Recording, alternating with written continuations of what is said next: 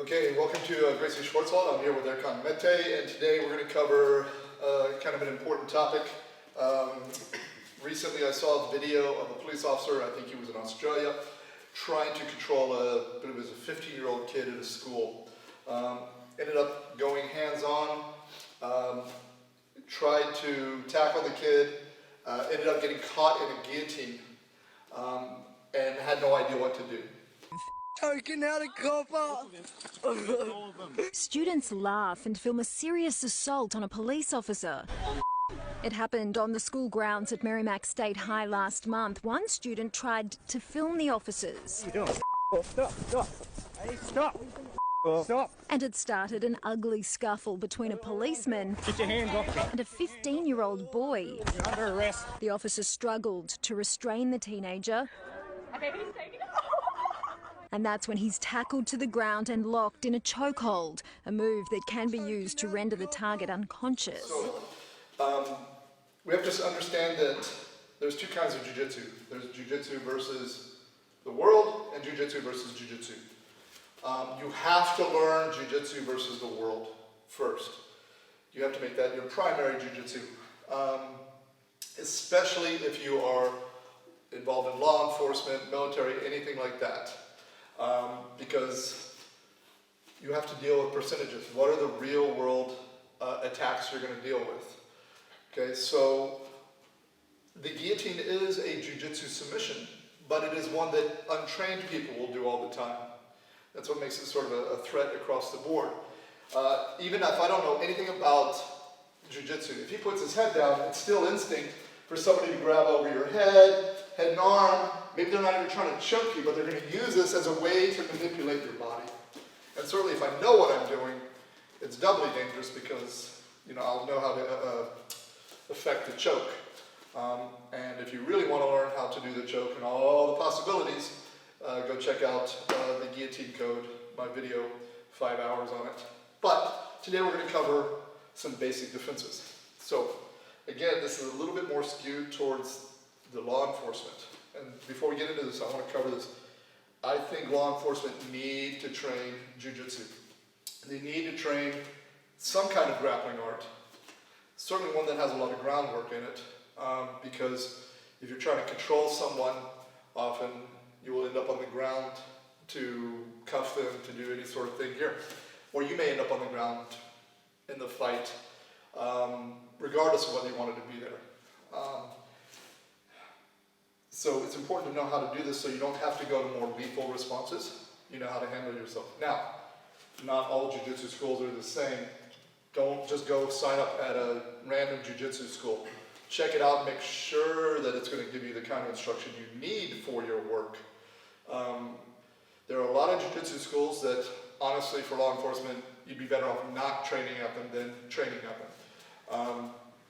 Make sure the one you train at does a lot of stand-up work, a lot of takedown work, a lot of control-based jiu-jitsu. Okay?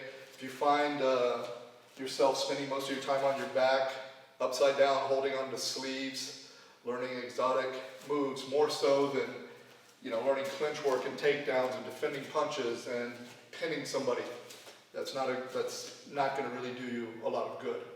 It'll help, you're learning your own body awareness and things, but it's kind of beside the point of what you need to work on. So do jiu-jitsu, but not, again, I can't emphasize this enough, not all jiu-jitsu schools are the same. Most of them, unfortunately, I don't think are going to be effective for it, but if you find the right one, definitely it's the best thing I think you can use for law enforcement. Okay? Because it gives real world and realistic responses to things. Not overcomplicated pressure points or sort of randomly trying to do a 15-punch combination out of things. Okay, so what we're going to cover is this guillotine or front headlock, escaping it from standing position and escaping it on the ground. Okay, so let's understand that the first mistake, from what I understand, was the person went for a takedown, a double leg type takedown. So see how he got stretched out, put his head down? It's very important that when you train double legs, especially in a grappling situation where you have submissions or submission holds, okay, I can't afford to shoot with my head down, which is almost certainly what happened. Okay, he got caught, head down. Notice how right away the arm is already over my neck. So even if I continue the takedown, I'm going to fall into the guard. If you are doing a double leg, and I recommend for law enforcement really working more into getting into clinches where I'm not kind of just randomly shooting and hoping for the best and working the takedowns from here. But if there was the situation where you shoot the double leg, we're not going to focus on it too much. My head wants to stay. Don't put it on either side of his chest. I tell people I want to listen to his heart. Okay, I want to be just off to the side. So my head, first off, is up. See, I'm connecting with my chest and not the top of my shoulder. So when I shoot, whether I'm not going to drop my knee for now, but you guys will see I shoot. See how my head is here and not to the outside and not down. It's here. Then we continue the double leg. Okay? So it's really important that, again, I drop and I'm here connecting. So he steps in, he's connecting here. So now it's very hard. Even if I get over, I'm out of position. It's very hard to pull his neck down. And let's understand, that's what you need for the guillotine, is for the head to be down. Then it's natural for him. If his head is up, yeah, I can maybe still reach, but I don't have any power. Okay? And that's going to come in important later. We always want our head up. Okay? But it's not a perfect world, right? It happens. So the first thing we're going to cover is I get in and he comes here. Right now we're going to deal with, he only has the neck. Okay? I don't think we're going to cover the arm and neck right now. We'll cover that another time. Okay? But he's here. Okay? A couple things I've got to do. Right away, he's here. I need to keep him from being able to bring his hips in and lift my head up. Okay? Now, the important thing is always, if, and you'll see this taught a lot, tuck your chin down. Well, now see, I'm pulling my head down. I'm doing his work for him. If I put my head down, now he starts to push down more and lift. He's going to be here. I want to keep my head up as much as possible. So when I come here, my head is up. Pull my head down. Okay. Now, obviously that's not going to stay forever, but I just want you guys thinking this will save you a lot of trouble. You'll think he can get under the neck, but it doesn't matter if he's under my neck if he can't get my head down, compressed around whatever he's putting under my neck. Now, I don't want to push him in the trachea, so I'm going to turn and look at his ribs. When I come in, I'm here. So now he pushes. Here. Now notice, go ahead and lock your hands. What he did, he drove this elbow down and lifted this elbow up. So what I want to do is always the opposite of what he wants to do. If he wants to bring this elbow down and this shoulder up, I want to bring that shoulder down and that elbow. That's key to a lot of what we're going to work on. I go here, I look, head up, because that helps keep that shoulder up, head turned in, come this way. Now we make a hook, all 5 fingers, and this is important. If I just pull down, lift, he's going to come here. I pull down and I connect my elbow to my ribs. Okay, we're always using leverage. Get used to making this. Okay, this is much stronger than using your muscles to pull down. So here, here.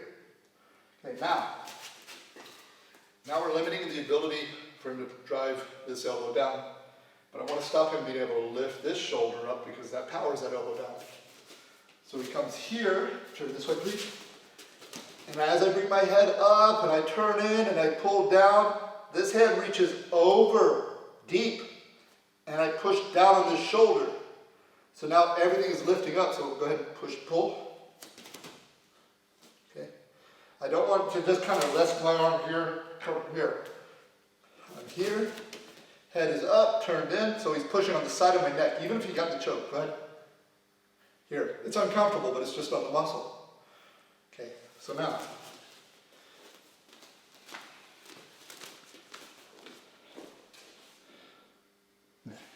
It's running? Yeah, I just make sure I don't do it time.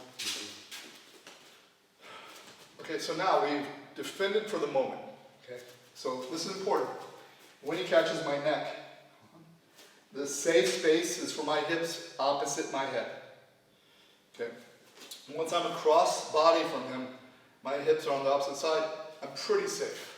Okay, so let's turn this way, please. So I shoot in, Head is up, turned in, elbow connected, reaching down, pulling. Now what I'm going to do is walk to the side. Let me turn you this way, please. Walk to the side. I don't want to be too wide. I want my knee right behind his knee. I'm just going to take my knee and bump. At the same time, I'm going to pull down on his shoulder. Now, I don't want to fall because he has my head. If we fall, I may smack my head into the pavement. So as he falls, you notice he's going to fall there. I need to move with him. So as he falls, I'm going to sidestep so I don't fall with him. Okay? If I just bump and do this, we're both going to land. So when we're here, I step around, I bump, then I sidestep. Now look, as we go down, my hands catch myself. Okay? So if I'm still holding on, there's a chance I hit my head on the ground. Hands on the ground. Now he tries to finish the choke. He doesn't really have the leverage. Now, it'll still be tight, and he'll squeeze, but he's not choking you. Okay, so don't panic. Jiu-Jitsu is always about when we get caught in a hold, a structure. We move to a position where we have superior leverage to break the structure. We don't try to fight out of structures where we don't have the strength. Once he's broken my posture, I don't have the strength to break the hold. Okay, so I move to a position where I do have leverage. I'm on top now. Okay. One little detail for you guys a little bit more advanced. Let's turn this way. Make sure that when I move to the side and I bump, don't just shuffle sideways because he may catch me in half guard as we go down. Here, and there's a chance now that he can start working or move to full guard. There. Okay, so my back leg, as I bump, is going to slide a little bit out and around. So we're here, head up, turned in, control. I bump, I step my back leg around, catch myself. Here. Keep your hands straight. If my arms are bent a little bit, he's strong, he may roll me over. Roll me over. My arms stay bent. Okay. Now, let's move over this way a little bit. From this position, we have a few options. This may take a little bit of time, because once somebody has your neck, your head, they're not going to let go. But if I can make him more uncomfortable than he makes me, I'll stay there as long as needed be. So once he has my head here, my hand is going to frame in front of his neck, and I just want the bone right on his trachea. So I'm not going deep, or if he tucks his chin, I don't have anything. I'm not reaching around. I snake my hand, come across, just hold his shoulder. You can do this also. When I come, I'll sometimes post on his hip so he doesn't bridge. Because I don't want to do this and he lifts his hips to alleviate the pressure. So sometimes I'll come here, keep the hips down, press my elbow to the ground. Make sure your elbow's not pushing on his shoulder, but sliding down over his shoulder. Let's turn this way. So he has my head here, established. He's trying to roll me around. Snake here, and we're out. Okay. Now, sometimes he has the chin tucked. I can't get it in. Now, never forget we can always hammer fist. But in a situation I may not be from law enforcement, I may not want to hit him. It's a kid or something like that, or different legal reasons, or I'm not that kind of person. I don't want to actually damage the person. Okay, so we're going to go over another option. Okay, so I'm going to do it without the guillotine first. Slide this way just a little bit. I want to shoot my arm all the way through. Now here's the important part. We'll get into this in my pressure instructional, but I want to connect the inside of my elbow. So don't do like this, where there's space here. I reach all the way through, and I put my hand wherever. Okay, people will say middle finger here. It doesn't really matter. As long as the inside of my elbow is connected, that's the important part. And my shoulder is up by his face, not on his neck. Okay, so he has my head. I shoot my arm through, hold, shoulder in his neck. Now look, I sprawl, turn my hips, drive my head. Now as I do this other hand, I'm going to be lifting and turning my body slightly to pop the grip. So he's here, shoot through, drive, here. Make sure don't over-rotate or switch your hips because he could bridge on top of me. I'm still keeping my base and just doing a slight turn so the weight goes on my shoulder. Okay, here. Okay, hold on. And then of course, wrist lock. And that's step one, how we handle it if we get caught in a standing guillotine. Again, I would like to get my posture right from the beginning, but it happened, our posture got compromised, we have to move to a position of superior control, and then we break the hold from there. Okay, that's step one, and we'll cover from the ground next. Okay, so we're going to continue on with the situation, how to defend the guillotine, front headlock, choke from different positions. Now we're going to go to the ground. So what happened is, in this situation, the Australian police officer shot in, got caught in the guillotine, back up a little bit, took the guy down, ended up with a locked-in guillotine on the ground. Didn't know how to escape it. Okay, and honestly, I've met a lot of Jiu-Jitsu people who don't know how to escape it either. Of course, if you don't let somebody get over your neck, you keep this space very small. Most of the time, no matter how low I go, he tries to guillotine me, he's not going to have the leverage to do it. So again, the whole battle is, he wants to get my head bent down, broken down, which means he wants to put weight on my head. When he goes for a guillotine, he wants to press this way. So, put me in guard, please. And you'll see this mistake a lot in MMA, and I covered it in my guillotine video, why people who go for guillotines in MMA often lose it. He comes here, and he needs to put the weight this way here. That's going to get maximum leverage, crunching my head and getting the choke. Obviously, I want to go the other side. I want to open my head, making this space small, and put him on the other shoulder. Okay? If he puts the choke side shoulder on the ground, I'm in a lot of trouble. Okay, so when he gets here, we'll talk about, let's just imagine we got the takedown. He grabs here, same as before. I lift my head and turn my head in. I control the arm. This arm goes. Now, as before, it's not just being lazy. It's hanging this way, opening this shoulder. So as he pulls me back, I put him on this shoulder, and I step this leg up. When I step this leg up, knee is in. So now he tries to choke, push down on my neck, go this way. I'm driving this shoulder down. Now don't have your balance so bad you fall over.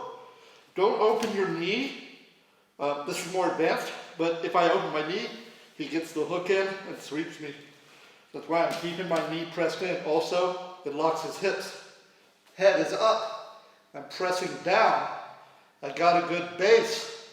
I come here, now I start working. As I pull, I work until I can get my head out and break the hold. It may take a while. Try not to overcommit your weight forward, okay, because you're starting to lose your balance. Also, as I overconnect, here, start to move your hips under. Here. So I want to sit my weight back a little bit and pull. So now move your hips back under me. Head is up. We're here. Okay? So, again, that's the battle. As soon as you get caught, just kind of sit up. We're not doing it from standing right now.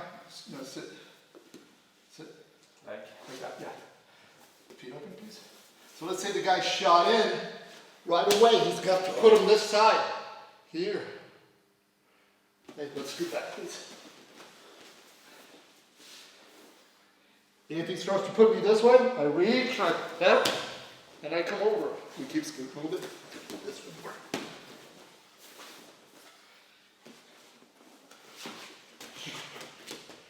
Here. Okay, now from a fight perspective, I can also work here. Look at my head is up. My head is down. He presses, maybe he starts collapsing. Head is up, arm is pulling. Base is good. Chin is turned in. Go ahead. Choke.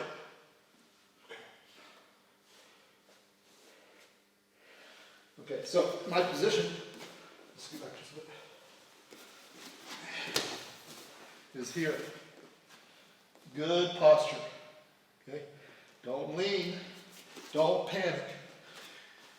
You're caught in the position, but you're not caught in the choke. That's important to understand. You're safe, so don't panic and start overreacting. If they're strong or they're holding on, this may take a while. Just opening space, opening space, opening space. Okay? Again, the battle is for that shoulder posture. If he wins it, I'm in a lot of trouble. Okay? We're going to go over another scenario. It's a subtle difference, but like I said, I get here right away. He wants to step up and tilt me this way. Okay? But let's say the person puts me here, and now he's trying to do this. I'm going to have maximum leverage. So I've laid back, or maybe even a little bit to this side. Or he was late and he couldn't get that arm over my shoulder. Okay? Right now, I'm going to be able to finish the choke. Okay? So, we can't tilt the shoulders. So we've got to kill the power of the choke. Okay, so make the choke hand, please. Here. So, as before, I come under and I connect. This hand, I'm going to use a thumb grip. It's going to go over the top and elbow up. It's going to be dead across his chest. So he tries to pull, pull. It's here. I'm not fighting like this. My hands, this is straight up and this is straight down. This is the one I do if I can't reach over the shoulder, or he put my head down on the ground, okay, and I'm not able to tilt his body. So he sits up, he gets the choke, he pulls me back. Right here, I'm gonna come up on both feet. Now, look at my elbow. This is extremely important. It's not like this. This is my arm strength. This is my leverage. Pull the arm up.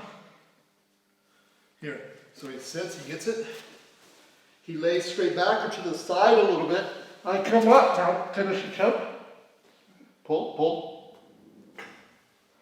Okay, he's already got his shoulder on the ground, so I wasn't able to reach. I was late. Okay? It's one of the first defenses I ever learned, and it's worked great all this time. Okay? So I tackled, he got me here, he took me back right away, elbow up. Here, now, pull, pull, pull. Okay, and what's often going to happen with this one is you'll feel him pull, and then he'll try to readjust. You're going to just open the space a little bit more. As he pulls, so we're here. He's got this grip, pulling down. I'll just do it on this side.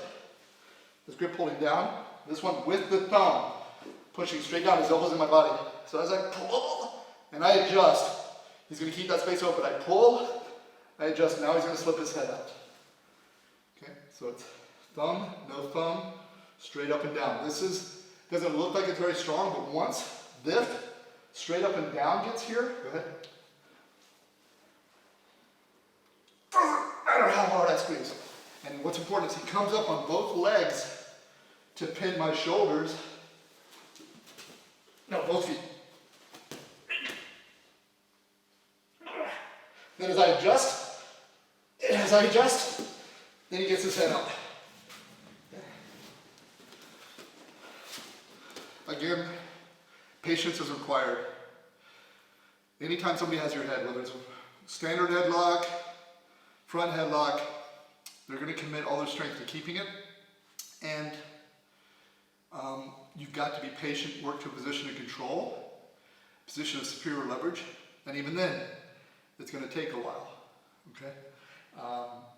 My old instructor, when I would catch him in this guillotine and he would defend, he would start making gurgling noises, so I would squeeze and burn out my arms, and then he'd just slip his head out and say, "You're an idiot." From a self-defense perspective, you don't have to do that, but the point is, you're caught, don't panic, don't let go and start trying to punch, because now you've compromised the control. It's not fighting strength, my arms, it's building superior structures, and then letting him burn his arms out under those superior structures until we can free our head.